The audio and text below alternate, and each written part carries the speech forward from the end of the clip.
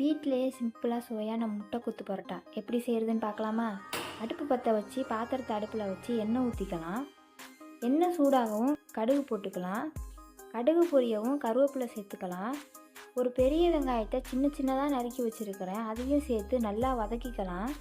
வெங்காயம் வதங்கவும் ஒரு தக்காளி சின்ன சின்னதாக நறுக்கி வச்சுருக்கிறேன், அதையும் இதில் சேர்த்து கொஞ்சம் மஞ்சத்தூள், ஒரு ஸ்பூன் கறி மசாலா தூள் சேர்த்து நல்லா வதக்கிக்கலாம்.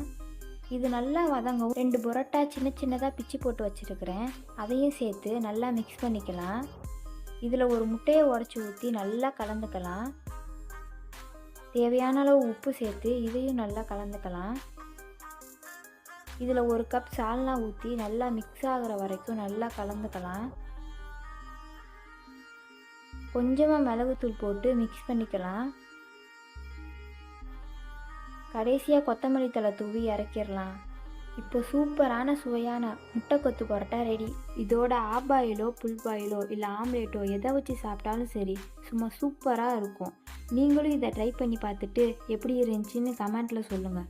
வீடியோ பிடிச்சிருந்தா மறக்காமல் நம்ம சேனலை சப்ஸ்கிரைப் பண்ணிக்கோங்க.